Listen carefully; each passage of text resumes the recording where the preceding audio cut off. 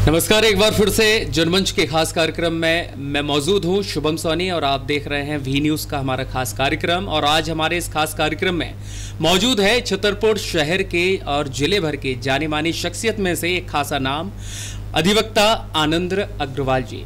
आनंद अग्रवाल एक ऐसा नाम जो कि 35 वर्षों से न्यायालय में कानून के विषय अंतर्गत की तमाम जानकारी और लोगों की समस्याओं के समाधान करने के लिए कोर्ट में सेवाएं देते हैं। अगर आपको भी समस्या है तो समाधान करने के लिए आप बिल्कुल भी परेशान ना हो, एक बार कोर्ट पर पहुंचे और वकील साहब से अपनी मनचाही बात कहें ताकि समाधान आपको मिल जाए। हालांकि आज बड़ा खास मौका है क्योंकि स्टूडियो पर भी वो हमारे साथ मौजूद हैं। सर, बहुत बहुत स्वागत है आपका हमारे चैनल में, और काफ़ी लंबे समय के बाद सर का समय हमें मिला है, और वो समय हमने सिर्फ आप दर्शकों के लिए लिया है क्योंकि जो जानकारी आपको नहीं है उन जानकारियों से रूबरू कराना हमारा कार्यक्रम का मकसद है। तो चलिए सिलसिलेवार तरीके से प्रश्नों की शुरुआत करते हैं।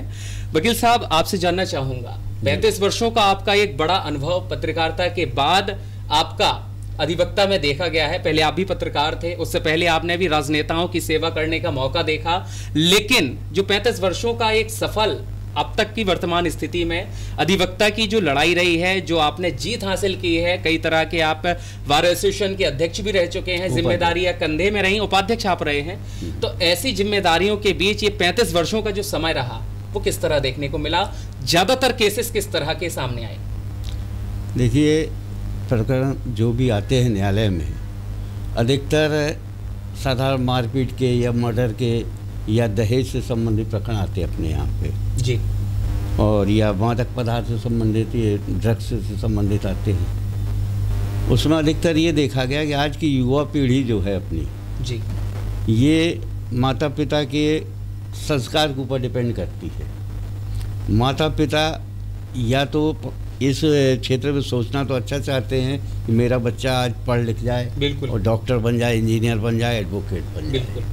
वास्तविकता ये है कि माता पिता सोचते ज़रूर हैं कि हम बच्चे को अपने दिल्ली भेज दिया, हमने इंदौर भेज दिया पढ़ने के लिए, मगर उसके ऊपर नज़र नहीं रखते। उसका नतीजा ये होता है कि युवा पीढ़ी जो है गलत दिशा की ओर जा रही है। अब इस संबंध में जैसे अब आप देखें कि दहेज एक्ट जनरली लगाया जाता है जी, शादी हुई अभी 6 महीने नहीं हुई है और दहेज एक्ट का जरा सी बात को लेकर के दहेज एक्ट का मुकदमा पुलिस के द्वारा बनवा दिया। या फिर ये भी सोच लिया जाए कि शादी से पहले ही एक स्ट्रेटजी लेकर आते हैं कि जाएंगे और कुछ मन का नहीं हुआ तो ये कर जाएंगे। बस जी। या कोई ना कोई झूठे आरोप सास ससुर पर लगा दिए। बेचारा सास ससुर वो क्या करें? ऐसी स्थिति में हम तो ये माता पिता के, बच्चों के माता पिता से यही अनुरोध करेंगे, यही अपेक्षाएँ करेंगे कि बच्चों को वो संस्कार दें जिससे आज न्यायालय का दरवाज़ा न खटखटाना पड़े। बिल्कुल, हम ये प्राय देख रहे हैं वर्तमान समय में कि शादी के 6 महीने नहीं हुए, 3 महीने नहीं हुए और पत्नी जो है न्यायालय का दरवाज़ा खटखटाने। बिल्कुल सर, यही जानना चाहते हैं कि पहले जो शादियां हुआ करती थी 7 फेरों के साथ, 7 बार शादी के लिए वचनों के साथ प्रतिबद्ध हुआ करते थे, लेकिन अब 7 महीने भी बमुश्किल हो रहे हैं। इसके पीछे की वजह क्या हो सकती है? क्या लालच है या किसी और तरह का शोर शराबा जीवन में चलता है? सबसे मुख्य बात यह है कि मदर फादर जो माता पिता हैं, अगर बच्चों पे गौर करे तो ये नौबत आने की जरूरत नहीं पड़ेगी जी। आजकल के जो बच्चे हैं, ये फेसबुक चल गया है जी, कुछ चीज़ें इससे सीखते हैं, देखते हैं। इसके अलावा जो फ्रेंड सर्किल होती है जी, यहाँ से तो चले गए बाहर पढ़ने के लिए, या यहाँ वाले बच्चे भी जो हैं आजकल ऐसी शिक्षा उनको मिल रही है, ऐसे दोस्त यार मिल रहे हैं कि जिसको वो अपना लेते हैं अपने ऊपर और उसके बाद जो है वो कार्रवाई उसी हिसाब से करते हैं, बाद में भले पछताना पड़े। यानी पहले परिणाम की चिंता नहीं करते हैं, लेकिन दुष्परिणाम हो जाते हैं और फिर उन्हें वो दिक्कतें बन जाती हैं उसके बाद। इसीलिए पूर्व में पहले जो है मदर फादर जो संबंध किया करते थे, तो मदर फादर कोई वैसे नहीं होते थे जी कि बच्चों का ध्यान न रखें या वो न करें। बड़ा सोच समझ के परिवार देखते थे, लड़के का देखते थे कि स्टैंडिंग क्या है क्या नहीं है, सब कैरेक्टर उनका देख लिया करते थे, तभी वो अब बच्चों शादी के लिए राजी किया करते। लेकिन सर, अब देखा जा रहा है कि न्यायालय के द्वारा विशेष अधिकार दिया गया है महिलाओं के लिए ताकि उन्हें सुरक्षा मिल सके, उनके साथ अन्याय ना हो, लेकिन वहीं कुछ ऐसी महिलाएं हैं जो कि पुरुषों को अत्याचार के रूप में देखी जा रही हैं, उन पर झूठे केसेस भी दर्ज कराए जाते हैं और भोला भाला परिवार भोले भाले वो लोग परेशान उसमें होता है। फंस जाते हैं। क्या ऐसे भी केसेस आपके सामने आते हैं? जी, इसलिए कि आपने ये देखा कि न्यायालय से उम्मीद, न्यायालय तो अंधा कानून है, न्यायालय तो कुछ देखती नहीं। इसमें प्रशासन जो है, पुलिस प्रशासन जो है, कोई साधारण व्यक्ति अगर रिपोर्ट लिखाने पहुंचता है तो बोले कुछ नहीं है, साधारण सी मारपीट है, बोले अब इसमें मुकदमा बन नहीं रहा है, तो बोले दहेज एक्ट लगवा दो साथ में। अब लगा दिया, उसमें सास ससुर को फंसा दो और भी लोगों को फंसा दो। इसका दुरुपयोग हो रहा है, चाहे वो हरिजन एक्ट हो, चाहे वो दहेज विरोधी एक्ट हो, चाहे घरेलू हिंसा का हो। ये हथियार सरकार खूब चाहती है कि हम अपनी पब्लिक को जो है पढ़ाएं लिखाएं, काफ़ी आगे बढ़ाएं और ये उस चीज़ का बेनिफिट, और एक अच्छा बेनिफिट मिले, अच्छा माहौल मिले। मगर ये ऐसा वास्तविकता में नहीं हो रहा है। धरातल पे ये हो रहा है कि जो प्रशासन है अपना, ये प्रशासन भी चुस्त दुरुस्त नहीं है। ये सब अपने आप में कमाई पे लगे हुए रहते हैं और सिर्फ अपना फायदा देखते हैं। ये नहीं देखता कि आदमी क्या परेशान हो रहा, क्या नहीं हो रहा।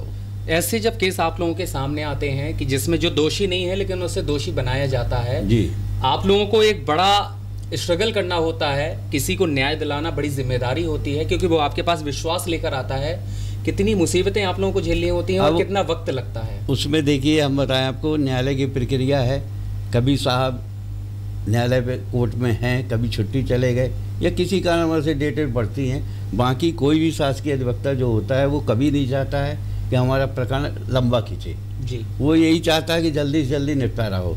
अब आई दंड दिलवाने वाली बात। तो दंड दिलवाने वाली बात ये है, यदि फरियादी, यदि जो याचिकाकर्ता है या कंप्लेनेंट है, यदि वही जो है न्यायालय में आकर के वो बात अपनी नहीं रखेगा, नहीं बोलेगा, तो शासकीय अधिवक्ता हो या वकील हो क्या कर सकता है? बिल्कुल कुछ नहीं कर सकता है। वो तो कानून तो अंधा है। जो पुलिस ने स्टोरी बना दी वही स्टोरी वो प्रूफ मान ली जाती। यदि वो पुलिस स्टोरी का सपोर्ट कर दे, फरियादी है जो, तो निश्चित रूप से मैं ये मानता हूँ कि उसमें सजा होने से कोई नहीं रोक सकता। वकील साहब, लेकिन दोषियों को सजा मिले ये एक अच्छी बात होती है, लेकिन जो निर्दोष है उसे किसी भी केस में फंसाया जाता है और जब वो केस उसी के तरफ से अगेंस्ट हो जाता है तो आत्मघाती कदम उठाता है। क्या ऐसे भी केसेस सामने होते हैं? हाँ, ऐसे भी केसेस आते हैं। क्या होता है कि निर्दोष है व्यक्ति कोई, अब वो उसके दिमाग में आ रहा है कि इसको सजा होना चाहिए या इसकी बेल नहीं होनी चाहिए। अब न्यायालय जो है, न्यायालय तो सबूत के आधार पर डिसाइड करती है कि भाई कंडीशन क्या, इसकी फाइल क्या बोल रही है, उसके आधार पे जो है न्यायालय जमानत देती है या उसका निर्णय करती है। अब एविडेंस देने के लिए बुलाया गया पक्षकार को, अब एविडेंस देते समय वो बातें ही नहीं रख रही सामने जो उसके साथ घटी है और बढ़ा चढ़ा करके बातें बोलना जी, तो वो अनुभव के साथ भांप लेते हैं। तो जो आरोपी का वकील है वो उस चीज़ का बेनिफिट उठाता है, वो संदेह का लाभ आरोपी को मिलता है और वो बरी हो जाता है। आत्मघाती कदम वाली बात है जो, तो ये मानसिकता आज की युवा पीढ़ी में देखी जा रही है। एक तो खुद कुछ करना नहीं, ना ही अपने दिमाग का उपयोग करना चाहती है जी, अपने आप को होशियार समझना, माँ बाप की कोई बात सुनना नहीं। अब ऐसी स्थिति में जब वो बिल्कुल ही बर्बाद हो जाती, कंडीशन में आ जाती है जी, तब उसको लगता है कि अब क्या करें। बिल्कुल, वो डिप्रेस होती है और डिप्रेस होने के बाद डिप्रेशन में अधिकतर आदमी आत्मघाती कदम उठाता है। वकील साहब, देखा जा रहा है जब युवावस्था आती है, 18 वर्ष के पहले की जो जोशीला अंदाज होता है उसमें बड़े बड़े सपने बुनने का सपना पूरा सार्थक करने के प्रयासों में बच्चे आगे बढ़ते हैं। उन्हें नहीं दिखता है कि उनका रास्ता जो चल रहा है वो सही भी है या गलत है, या अनैतिक कार्यों में संलिप्त हो जाते हैं। उसके बाद पूरी जिंदगी उनकी बर्बाद हो जाती है, बल्कि यूं कहें उनकी नहीं, उनके परिवार की जिंदगी बर्बाद होती है। क्या ऐसे वातावरण के लिए किसी को जिम्मेदार ठहराया जा सकता है? जिम्मेदार है। पहली बात तो माँ बाप सबसे पहले प्रायोरिटी है। माँ बाप का ये कर्तव्य बनता है कि आपका बेटा है, आपकी बेटी है, उसको सही दिशा दे। कई माँ बाप ऐसे हैं कि अपने काम से काम रखते हैं। एक किराने की दुकान खोलने वाला वो सुबह चला जाता है अपनी दुकान करने के लिए, शाम को 10 बजे आता है, थका हराया है तो घर में पड़ के सो। बिल्कुल, क्या लड़का कर रहा है, क्या लड़की कर रही है, उसे कोई वो नहीं रहता है। कोई अगर कहता भी है तो उसको अवॉइड कर देता है। कैसे समझें आज के माँ बाप की बच्चे उनके हाथ से निकल रहे हैं? कुछ ऐसी स्थितियाँ होती हैं। माँ बाप को नज़र रखना पड़ेगा बच्चों पे, चाहे वो लोकल में पढ़ा रहे हों, चाहे बाहर पढ़ने भेज रहे हों। उनकी संगत का किससे संगत है उसकी, अच्छे लोगों से है कि बुरे लोगों से, इस पे गौर करना पड़ेगा। छतरपुर में भी देखा जा रहा है, अभी हाल का ही केस देखा गया है, शिवम सोनी नाम का एक युवक था जो कि अनैतिक कार्यों में उसे लगाया गया या वो लिप्त हुआ, ये अभी पुष्टि नहीं हो पाई है, लेकिन ऐसे बच्चे शिकार जरूर हो रहे हैं। छतरपुर में भी ये देखा जा रहा है, जबकि शांत प्रिय स्थल कहा जाता था, लेकिन धीरे धीरे बच्चों के साथ शोषण होना, कहाँ तक कानून को और आगे एक्टिव होना पड़ेगा? कानून को लेकर सबसे पहले तो व्यक्ति को स्वयं एक्टिव होना पड़ेगा।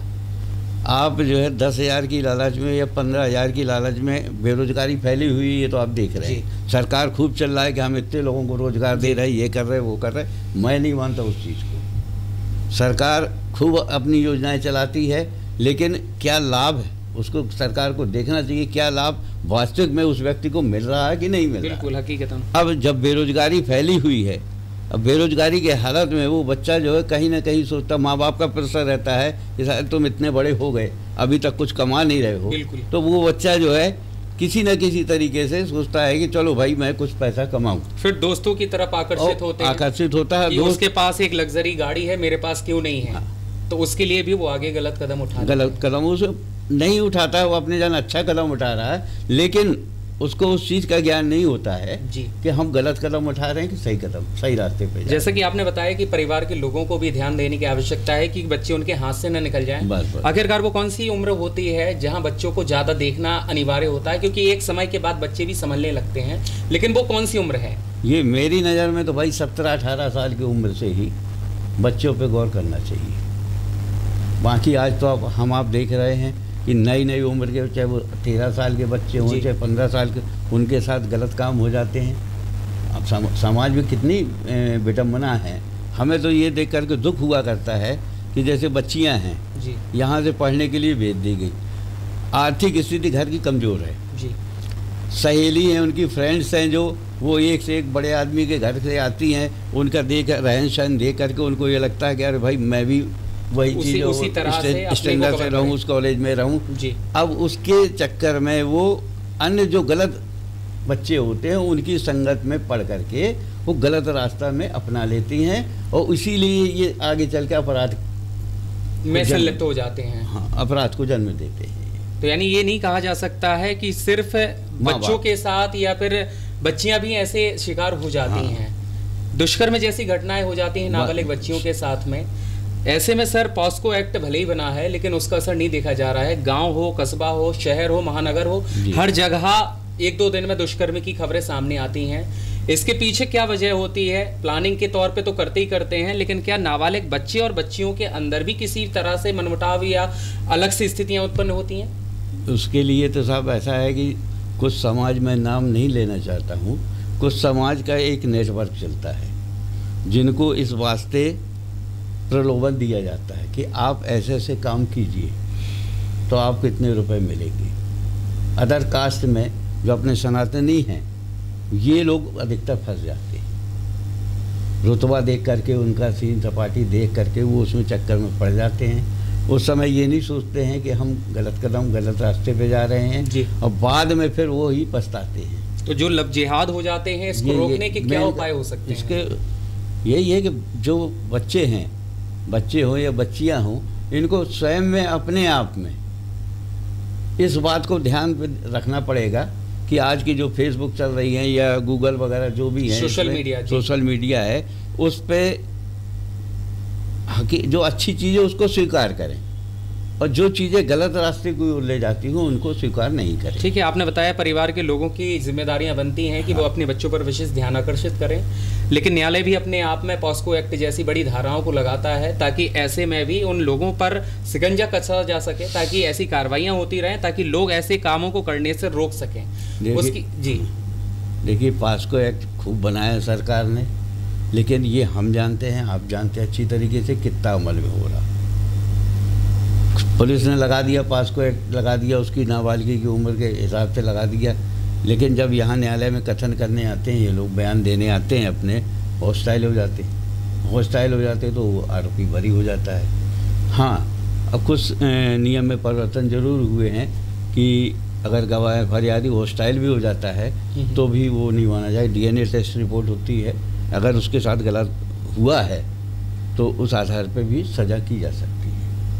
सर, ज़्यादातर देखा जा रहा है कि धूम्रपान के साथ में भी मादक पदार्थों का सेवन हो या फिर थिनर जैसी नशीली दवाओं का साथ में सेवन करना बच्चों का शरीर तो हानिकारक हो रहा है, लेकिन ऐसे में समाज में भी बड़ी गंदगी फैल रही है। कई तरह का शोषण का शिकार भी लोग हो रहे हैं और इसके साथ में आसपास का माहौल गड़बड़ हो रहा है। उस माहौल के लिए कौन सी वो धाराएं होती हैं या कौन सा वो नियम होता है जिससे बचाव पक्ष में कार्य किया जा सकता है? देखिए, बचाव के लिए तो सीधी हम ये जानते हैं कि व्यक्ति को गलत दिशा में जाने से, ये नशे से रोकने के लिए धाराएं अपनी जगह हैं और व्यक्ति का बचाव करना अपनी जगह होता है। आज हम छतरपुर को ही लेके चले, छतरपुर में मेरे नज़र में कम से कम 50% युवा वर्ग इस नशे की चपेट में। बिल्कुल है। पुलिस प्रशासन को चाहिए कि यहाँ ये नशा आ ही ना पावे, उनकी इतनी सतर्कता बरतनी पड़ेगी। जब मिलेगा नहीं तो बच्चे बर्बाद नहीं होंगे। बिल्कुल। जब अवेलेबल रहेगा, और पुलिस हो या पब्लिक हो, 4 पैसे की लालच में ये व्यवसाय में संलिप्त होते हैं। बिल्कुल। और मार्केट में सप्लाई करते हैं। कॉलेज में आजकल स्कूल देख लीजिए, कॉलेज देखिए, स्कूल में बच्चे सप्लाई करते हैं, स्कूल में भी बच्चे सप्लाई करते हैं। अब चोरी टीचर भी क्या कर सकता है उसमें? कुछ नहीं कर सकता। जब तक हम अपने आप को नहीं सुधारेंगे तब तक कहीं कुछ नहीं होने वाला है। आने वाले भविष्य में भी मुझे तो नहीं दिख रहा है कोई उम्मीदें नजर नहीं आ रही हैं कि माहौल परिवेश में कुछ अंतर होगा अगर इंसान खुद ना सुधरे। मैं तो यही अपेक्षा करूंगा हर माँ बाप से, हर बच्चों से, कि इन गलत संगतों में ना पड़ें, अपने आप को सुधारें, ताकि भविष्य में ऐसा कोई उनके साथ ऐसी घटनाएं न घट पाएं। सर, चलते चलते एक और सवाल आपसे जानना चाहूँगा। जिस तरह से वैवाहिक जीवन का सपना पूरा परिवार देखता है कि मेरे घर बहू आएगी, मेरे घर देवरानी आएगी, या सबके अपने अपने संबंध होते हैं, लेकिन एक घर में नया सदस्य आता है, अगर वो लव मैरिज करके आता है तो उसे ड्रम में पैक करके मर्डर केस में देख लिया जाता है।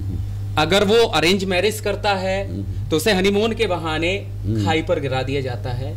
अब ऐसे में अगर देखा जाए तो जीवन संगिनी मृत्यु के लिए आ रही है।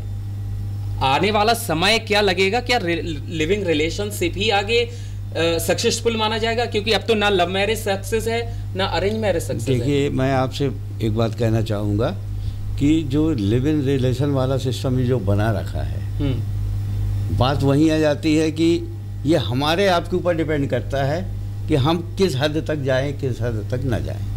लेकिन आज का ये जो यूट्यूब है या आपका ये फेसबुक है, ये सब चीज़ें इतने एडवांस टेक्नोलॉजी बना के रखी, इसका दुरुपयोग हो रहा है। इन सब चीज़ों को देख करके बच्चे जो है बिगड़ रहे हैं। अगर इस पे अगर नज़र नहीं की गई, आज देखिए आप फेसबुक में अपने देश का प्रधानमंत्री जो एक की गौरवशाली व्यक्ति माना जाता है, वो उसको गाली देते हुए मिल जाएंगे आपको फेसबुक में। सरकार कुछ नहीं कर रही। और एआई का जमाना है तो उसको भी वहां से आवाजों को चेंज कर दिया जाता है, सीन कुछ और दिखाई दिए जाते हैं, अश्लील हरकतें सामने आने लगी हैं। तो यही सब प्रभाव होता है। देखिए, हम बताएं आपको, अब उससे बचाव के लिए ये है तो हम तो ये माँ बाप से और बच्चों से यही अपेक्षा रखते हैं कि ये बच्चे इस सब बातों का ध्यान रखें। अब जैसे शादी होकर के या लव मैरिज किया, ठीक है, लव मैरिज करो, आप कोई बुराई वाली बात नहीं, आप अपने मन का जीवन साथी चुनो, लेकिन उस लड़के के बारे में पहले पूरी डिटेल उसकी हिस्ट्री तो समझ लो। ये नहीं कि बस प्रेम मोहब्बत में फूल पकड़ा दिया उन्होंने, आपने स्वीकार कर लिया, बोले आप हमारे साथ चलो वहाँ घूमने के लिए, आप गए, रात वहाँ बिताई और वहाँ आपने बिल्कुल चंद घंटे या चंद मिनट की उन तमाम चीज़ों को प्रयास करने के बाद फिर दोनों दरकिनार हो जाते हैं और एक दूसरे पर आत्मघाती कदम उठाते हैं। अब इसमें क्या है, देखिए बताएं, माँ बाप के खिलाफ होकर के गए, शादी किए, तो उससे माँ बाप नाराज तो होते हैं, बिल्कुल, थोड़ा समय बाद वो एक्सेप्ट भी कर लेते हैं। बट अब वो आप इस बात को कैसे विश्वास करेंगे कि जो बच्ची है या बच्चा है उसका कैरेक्टर कैसा है? बिल्कुल मैं नहीं मान सकता उस चीज़ को कि वो उसका बच्ची का कैरेक्टर सही है, उसका भी और किसी से अफेयर चल सकता है, बच्चे का भी अफेयर किसी से चल सकता है। मेन कारण जो है झगड़े की जड़ जो होती है यही होती है, कुछ माँ बाप की अपेक्षाएं होती हैं। तो सर क्या अरेंज मैरिज में भी जब ये इस तरह की घटनाएं सामने आ रही हैं तो उसमें भी अफेयर जुड़ा हुआ होता है? कि बच्ची कहीं और शादी के मन में थी, लेकिन हाँ, परिवार के प्रेशर से कहीं और शादी हो गई, तो दोनों का मन कहीं और था लेकिन चल कहीं और गया। हाँ, हो जाता है जी। तो ऐसे में कैसे संभला जा सकता है, क्या पूछा जा सकता है? और अगर बच्ची का या बच्चे का मन कहीं और शादी का है तो वहां भी तो रिश्ता बनाया जा सकता है। देखिए, ऐसा है कि आज का 21वीं सदी चल रही है, माँ बाप भी फुल छूट दे रखी है उन्होंने। बच्चा बच्ची शादी के पहले एक दूसरे से बात कर लेते हैं, एक दूसरे खुल के जब बातें कर सकते हैं जी, वेडिंग करवाने जा सकते हैं, तो क्या खुल के ये पूछ नहीं सकते कि तुम्हारा अफेयर कहीं चल रहा है क्या? बिल्कुल पूछ सकते हैं। हम कहते हैं एंड टाइम पे ही क्यों, शादी होने के बाद ही क्यों ये नाटक पैदा? बिल्कुल वही चीज आ रही है कि अगर आप चाहें तो आप समय से पहले पूछ सकते हैं, पहले पूछ सकते और हैं। जानकारी जितनी आप समाज में अन्य रिश्तों के लिए देखते हैं, आप उस पर भी देख सकते हैं। हाँ, अगर आपके बच्चे या बच्ची ने अच्छा कुछ देखा है तो उसमें प्रयास करने में दिक्कत समाज को होती है। क्या समाज का यहाँ दखल देना बेहद खास माना जाएगा? समाज तो देखिए नाम के लिए रह गई है। आज हम चाहे अग्रवाल समाज हो, चाहे वैश्य समाज हो, चाहे कोई भी किसी भी जाति की समाज, मैंने एक चीज देखा है कि समाज के ठेकेदार बन जाते हैं बस। जी। बाकी समाज के हित के लिए काम करते हुए मैंने नहीं देखा कि समाज के हित का काम करते। सब साले अपना स्वार्थ देखते हैं, अपना स्वार्थ देखते हैं। मैं भी वैश्य महासम्मेलन का अध्यक्ष रह चुका हूँ जी। अग्रवाल समाज का मैं भी अग्रवाल महासभा का उपाध्यक्ष रहा हूँ, लेकिन मैंने सब गतिविधियाँ देखी हैं। जी। तो यानी ये कहा जा सकता है कि अगर कोई बच्चा या बच्ची अपने मन की शादी करना चाहता है और परिवार के लोग अगर उससे पूछते हैं तो बिल्कुल अगर वो देखते हैं और अगर लगता है कि यहाँ शादी कर सकते हैं तो इसमें जाति बंधन मुक्त होना चाहिए। कोई दिक्कत नहीं उसमें, मन की बात है। अगर हमारा मन जुड़ा हुआ है तो जात पात पूछे नहीं कोई, हर का वजह तो हर का हो। तो आपका ये अनुभव 35 वर्षों का है, क्या ऐसे केसेस सामने आए हैं? तो क्या डाइवोर्स जैसी कंडीशन तो नहीं पड़ी फिर? नहीं, ऐसी नहीं पड़ी, बट ऐसी जगह पड़ी जहाँ माँ बाप का एक जो बेटा होता है, जब वो शादी उसकी हो जाती है तो फिर वो लड़का पत्नी की ओर उसका झुकाव पड़ता है। ठीक है। और पिता और माता के ये उम्मीद रहती है कि हमने जो है इसको औलाद को पैदा किया है, इतना बड़ा किया है, इतना सब वो किया है, तो ये लड़का अपनी पत्नी का बन के रह गया और मेरा ख्याल नहीं रख रहा। झगड़े की जड़ ये भी होती है।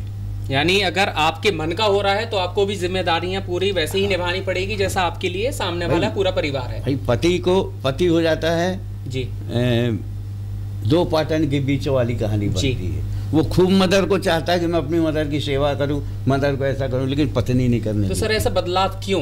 पहले भी तो ऐसे सास बहू हुआ करते थे। ये संस्कार, बदलाव का कारण है संस्कार। हम आपकी कमी है ये कि हम अपने बच्चों को संस्कार नहीं दिए। तो सर अगर कंपैरिजन मान लिया जाए, एक वो माँ है जिसने आपको पैदा किया, इस पूरे संसार में जीवन जीने का, देखने का वो सपना आपका साकार किया, और एक तरफ कई वर्षों के बाद वो जीवन संगिनी जो आपकी जीवन की लाइफ लाइन बनी है। ऐसे में अगर दोनों की स्थिति अलग अलग आती है कि माँ चाहती है कि बहू न रहे या बहू चाहती है माँ न रहे, ऐसे में बीच पाटन जो आपने कहा है पुरुष के लिए, दो पाटन, अब वो क्या करेगा? क्योंकि उसके लिए माँ भी इम्पोर्टेंट है और उसकी संगिनी भी। वो फिर डिप्रेस होता है, डिप्रेस होकर सुसाइड की कदम उठाता है, मैंने देखे हैं। अब उसके लिए समझदारी इसी में कि जैसे हर माँ बाप से मैं ये अपेक्षा करूँगा, बहू आई उसको बच्ची की तरह से रखो, वो उम्मीदें छोड़ दो, क्योंकि वो समय निकल गया जी कि जब बहुएं जो है माँ सास ससुर के अपनी आंख दिखाने से मान जाती थी। आज सब बच्चियाँ पढ़ी लिखी हैं, कोई अंगूठा छाप बच्चियाँ, बिल्कुल, और हर चीज़ को समझती हूँ। तो अगर आप अपने बच्चे की तरह से टीच करेंगे तो मेरी समझ से ऐसी दुर्घटनाएं या ऐसी घटनाएं समाज में विडंबना नहीं होगी। यानी ये प्रयास है कि जैसा माहौल होगा वैसा आपको भी ढलना पड़ेगा, और ऐसा नहीं है कि बहुएं भी न ढलें तो उन्हें भी थोड़ा सा माँ बाप की तरह ही अपने सास ससुर की सेवा करनी पड़ेगी। अगर वो चंद मिनट में कुछ आपको डांटती हैं या धुतकारती हैं तो जैसे सहन करने की धैर्य भावना आपके अंदर भी होनी चाहिए। थोड़ा बहुत कंसीडर तो करना भी पड़ेगा। 100% में से ऐसे कितने रिश्ते होते होंगे, कितना परसेंट ऐसा है जो परिवार को लेकर चल रहे हैं आज की जनरेशन में भी? मेरी समझ से 50% तो है। हाँ।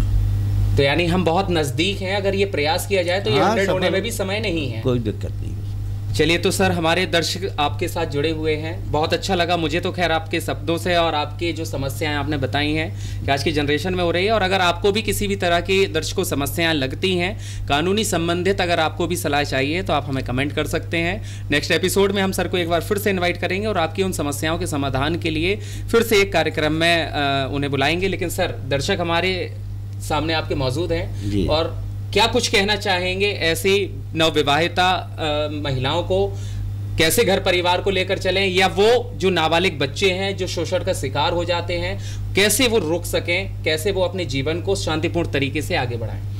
मैं तो यही कहना चाहूँगा माता पिता से एवं बच्चों से, अपने भाइयों बहनों से भी, कि माँ बाप लाइफ में व्यक्ति को एक बार मिलता है।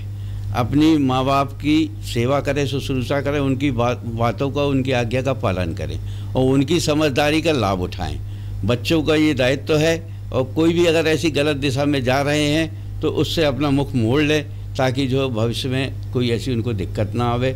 और आजकल मैं एक चीज़ और देखता हूँ कि शादी विवाह के संबंध में भी बच्ची के माता पिता या बच्ची स्वयं 4 लाख रुपए कमा रही है और उसको उम्मीद रखती है कि 40 लाख वाला लड़का चाहिए जी, बंगला गाड़ी चाहिए उसको, अकेले लड़का रहता हो, सास ससुर साथ में ना रहता हो, हमें खाना ना बनाना पड़े, होटल से खाना खाना पड़े। तो ये धारणाएं बिल्कुल मन से निकाल दें अगर सफल जीवन चाहते हैं। तो यही मैं संदेश देना चाहता हूँ। तो ये संदेश आपने सुना दर्शकों, और बहुत अच्छी पहल के साथ में आपकी जिम्मेदारियां वकील साहब ने बताई हैं। अगर आप अपनी सोच को ऊंचा रखेंगे तो वो दिन दूर नहीं जहां शांति परिवेश में सम्मान की भावना के साथ जाति और समाज में भी आपका नाम रोशन सिर्फ आपका नहीं, आपके परिवार का भी हो सकता है। लेकिन इसके लिए आपको एक कड़ी मेहनत, कई वर्षों का आपका लंबा सफर तय करना सुनिश्चित होगा। धैर्य के साथ अगर बढ़ेंगे तो बहुत कुछ हाथ में पाएंगे। फिलहाल जनमंच के इस खास कार्यक्रम में हमारे साथ अधिवक्ता आनंद शासकीय वकील साहब हमारे साथ जुड़े हुए थे, जिनका हमें बहुत अच्छा रिस्पॉन्स मिला। बहुत सारी उन्होंने चर्चाएं की और उम्मीद रहेंगे कि आगे भी इसी तरह की चर्चाएं जनमंच के हमारे कार्यक्रम में निरंतर जारी रहेंगी। इसलिए आप कहीं मत जाएं। वी न्यूज़ की ताज़ा खबरों के लिए भी हमारे साथ जुड़े रहें। फिलहाल पूरी टीम के साथ दीजिएगा इजाजत। नमस्कार।